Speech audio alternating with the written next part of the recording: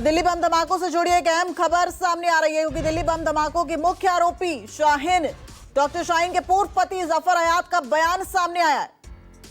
जफर हयात कह रहे हैं कि शाहीन मेरे से अलग होना चाहती थी। आपको बता दें 2013 में शाहीन की शादी हुई और 2015 में उनका तलाक हो गया। शाहीन के एम्बिशंस बहुत बड़े थे, ये खुलासा किया है डॉक्टर शाहीन ने, जो कि दिल्ली बम धमाकों की मुख्य आरोपी बताई जा रही हैं। जफर हयात कह रहे हैं कि उनके 2 बच्चे भी थे जिनको अब जफर हयात ही पाल रहे हैं। क्या कुछ कहा, आपको सुनवा देते हैं। जो है वो शादी में मेरी 2012-13 में मेरा डिवोर्स हो गया। उसका मेरा कोई उसका कनेक्शन नहीं रहा, कोई भी रिलेशनशिप नहीं रहा। ना मुझे ये पता था कि वो है कहाँ पे।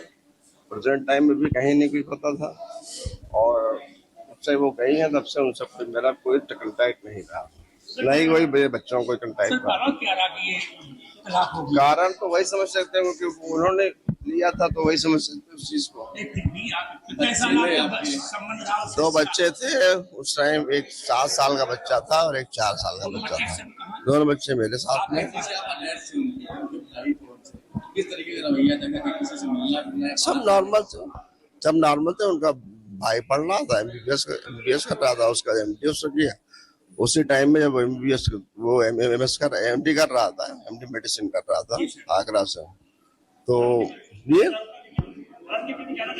ना हम लोग लिबरल लोग हैं, इससे कोई मतलब नहीं। सर ये तलाक की नौबत क्यों आई? कभी कहा आपसे कुछ? नहीं, वो बेसिकली बात ये थी कि हम चूंकि दोनों लोग डॉक्टर थे, दोनों लोग सर्विस में थे, तो भाई उनका इरादा ये था कि हम ऑस्ट्रेलिया में या यूरोप में कहीं पे सेटल हो जाएं, क्योंकि उनके बहुत सारे जो अफवाह आ रहे थे। एक बार उन्होंने मुझसे बोला कि जफर ऐसा करते हैं, चले बाहर ही चले, यहाँ थोड़ा सा वहाँ ज्यादा अच्छी लाइफ रहेगी।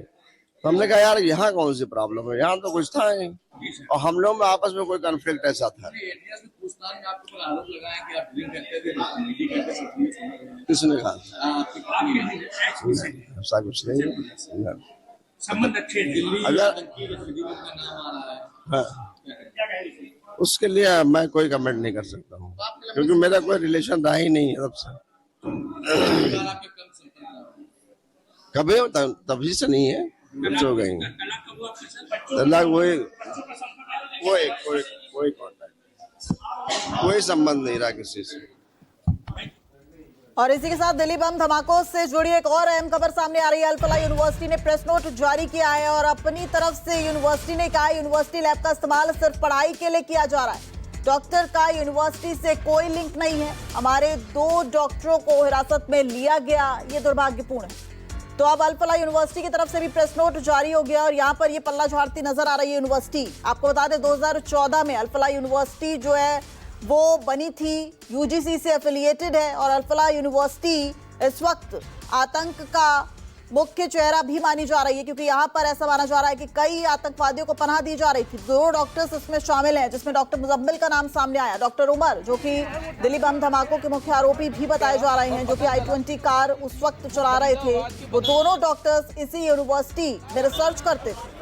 ये सामने आया है। आज दिल्ली पुलिस की स्पेशल सेल की टीम जो है वो अल-फलाह यूनिवर्सिटी पहुंची थी और माना जा रहा है कि कुछ संदिग्धों को वहां से हिरासत में लिया गया। ये जो आप वाहन देख रहे हैं आर्मी का, इसमें दिल्ली पुलिस की स्पेशल टीम कुछ संदिग्ध सामान या फिर कुछ लोगों को भी आज पकड़कर ले गई।